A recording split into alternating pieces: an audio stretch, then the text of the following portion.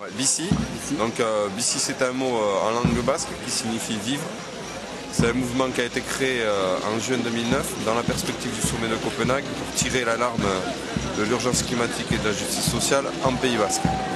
Et après le flop du sommet de Copenhague, mais qui a quand même été quelque part une réussite concernant la mobilisation citoyenne, Bici s'est structuré autour de 4 axes de travail.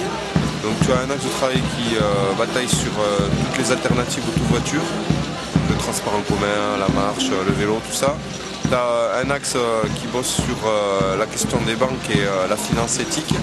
Donc comment faire en sorte que des gens, plutôt que c'est un peu dans l'air du temps en ce moment, plutôt que d'enlever tout leur argent des banques, mais qu'elles fassent le bon choix en matière de banque, donc qu'elles sortent des banques pourries et qu'elles aillent plutôt vers des banques plus éthiques, style le Crédit Coopératif ou la Nef.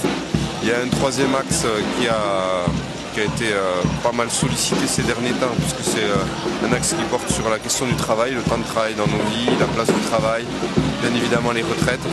Et donc Bici a apporté un peu sa touche personnelle dans le mouvement des retraites, dans la mesure où on considère que reculer l'âge de la retraite, c'est aussi quelque part s'inscrire dans un mouvement de plus de production, de travailler plus, consommer plus, polluer plus, et que manifestement, vu le mur qui se dresse face à nous, plutôt que d'accélérer comme des malades pour se le prendre en pleine poire, on aurait intérêt à ralentir fortement et faire un pas de côté.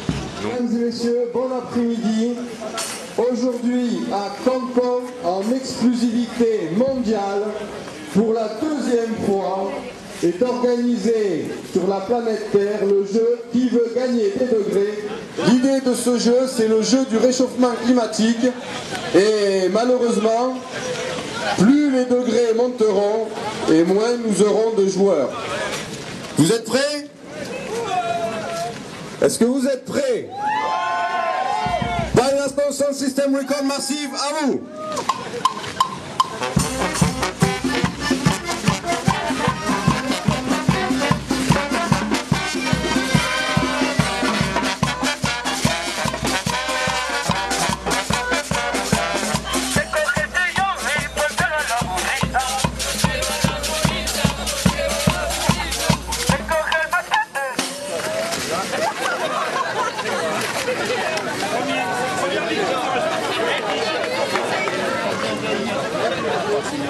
Attends, avant de l'amener sur le tapis de la mort, c'est un tapis vert, mais c'est pas, on n'a pas beaucoup de chance lorsqu'on est dessus.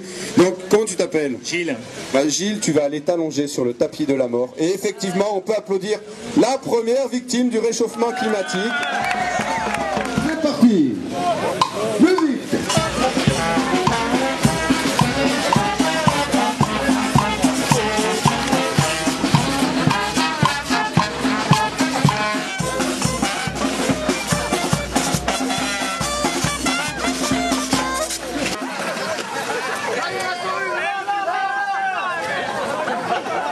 Bien, 2 degrés 5, et on enlève 2 chaises. Et là, il n'y a pas de repêchage après. Les enfants, c'est parti.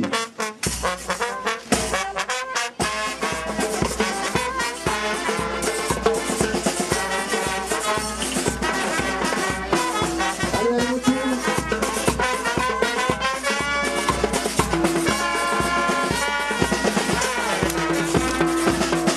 C'est pas fini. C'est pas fini.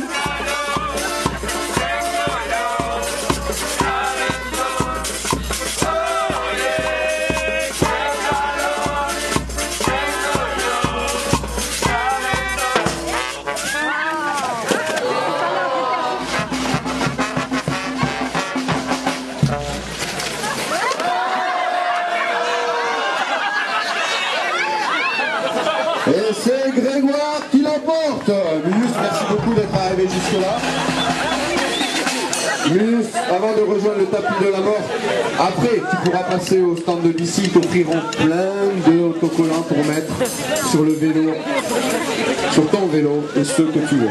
Allez, va sur le tapis de la mort et Grégoire. Tu gardes le casque. Non, à plus 6 degrés. Grégoire, bravo, tu es le vainqueur. Le livret est travaillé 1 heure par jour. En fait, c'était un boulot qui avait été fait par un type qui maintenant est à Bissy et qui avait repris un ouvrage qui était paru. Alors, tu pardonneras l'inexactitude de la donnée, mais je pense que c'était aux alentours des années 73-75 par là. Et où il y avait eu une petite étude qui a été menée à travers aussi des questionnements de gens qui bossaient en usine, en faisant quand même la part des choses entre le travail qui peut être le travail choisi. Je veux dire, nous aujourd'hui en tant que militants, ce matin 7h, on taffe comme des malades et on est loin d'être à 1 heure par jour. C'est choisi. Et le travail subi, qu'on a coutume aussi des fois d'appeler travail alimentaire, où vraiment des gens se retrouvent à faire des tâches que par choix ils ne feraient pas, quoi. Je veux dire, que ce soit, je sais pas moi, le décortiquage de crevettes, tout ce qui est travail à la chaîne et autres. Ce qui est dommage, c'est que toute la productivité qu'on a gagnée, on ne l'a pas mis au bénéfice de l'homme, on l'a mis au bénéfice du profit. Alors même que, vu les gains de productivité qui ont été faits, tout naturellement, on pouvait travailler beaucoup moins dans ces milieux de production. Voilà. Et après, il y a aussi un truc intéressant dans ce livret, c'est aussi comment l'acceptation, quelque part, de diminuer ses ressources pourrait être compensée avec la fin de l'obsolescence programmée des produits. C'est-à-dire que, clairement, si une machine à laver, demain, on pouvait revenir en fait à des machines à laver qui durent 20 ou 25 ans, bon ben on ne serait pas obligé d'en changer, enfin c'est un choix, mais on ne se retrouverait pas avec des matériels qui seraient obsolètes au bout de 3 à 5 ans. Et donc ça veut dire que, je prends l'exemple de la machine à laver, mais ce serait vrai dans d'autres domaines, c'est-à-dire que sur un investissement comme ça de biens de consommation, l'investissement il n'est pas répété maintes et maintes fois, donc le besoin d'argent pour subvenir à ce besoin-là, il est moindre, quoi. Voilà. C'est peut-être pas très clair, donc moi j'invite les gens qui te visionnent à lire le petit bouquin. Ouais, il est dispo sur le site. Voilà, ouais, tout à fait. Ouais. Donc nous sur Cancun, on savait déjà pratiquement à l'avance que ça ne donnerait pas grand chose. Et malgré tout, il y a quand même une forte mobilisation au niveau de la société civile. Donc qu'est-ce que tu peux nous en dire et qu'est-ce que tu en penses, qu'est-ce que Bissy en pense? Moi ce que j'en pense, c'est que c'est vrai que Copenhague c'est un échec, Cancun, de toute façon là, au moins on est mieux préparé, on s'attend à rien de transcendant. Mais quelque part, et là je me fais un bloc l'avocat du diable, mais quelque part les gens que tu retrouves massivement dans ces sommets-là, ils défendent leur beefsteak, quoi. Ils ont leur logique.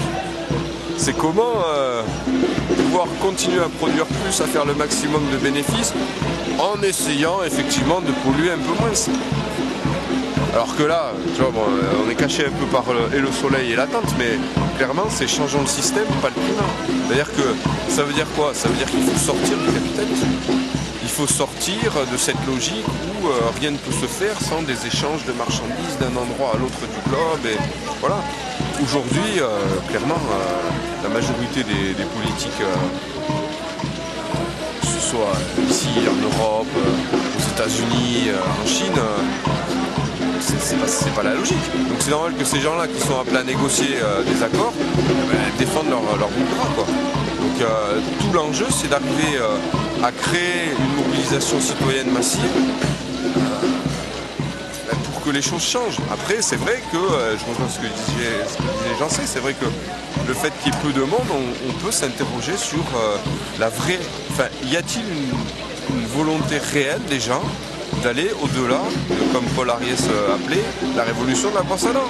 Est-ce que la lutte contre le réchauffement climatique, ça doit simplement consister à baisser d'1 degré le chauffage chez soi? Moi je pense pas, ça ne peut pas rester à ça. Alors est-ce que les gens ont vraiment envie de changer? Je sais pas, moi, on est aussi dans une société hyper individualiste où nous ici on prône plutôt l'ouverture aux autres, plus de liens, voilà, bon, peut-être que les gens n'ont pas envie de ça. Tout l'enjeu aussi c'est à nous de donner envie de ça. C'est-à-dire qu'il ne s'agit pas de contraindre les gens à aller vers une société vers laquelle ils n'ont pas envie parce qu'en fait ils n'en comprennent pas bien les contours. Voilà. Et on retrouve quand même la grosse difficulté qu'a chaque être humain au changement, et c'est cette aversion qu'ils vous pourront à changer. Voilà. On sait qu'on est dans un système qui nous mène à fond dans le mur, comme je disais tout à l'heure, mais au moins ce système on le connaît, et chez nous ici en Europe on est plutôt pas mal lotis au regard du reste de l'humanité. Donc voilà, moi je pense que c'est un peu ça, quoi. Et puis c'est comme si tu étais à bord d'une voiture, tu sais que tu vas te prendre un mur, mais tant que tu n'as pas vu le mur et tant que tu t'es pas pris en pleine face, tu peux, oui, prêter attention aux panneaux qu'il y a sur les côtés. Attention, il y a un mur en face, mais si tu as les 3/4 des passagers de la voiture qui, à la limite, sont bien dans la voiture, il n'y a pas de souci.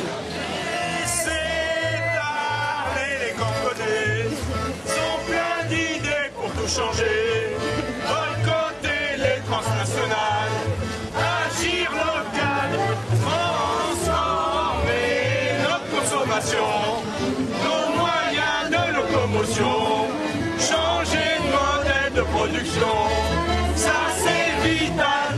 Merkel, Sarko et Obama n'en ont rien à faire du climat, mais ils savent faire pour leur tâche.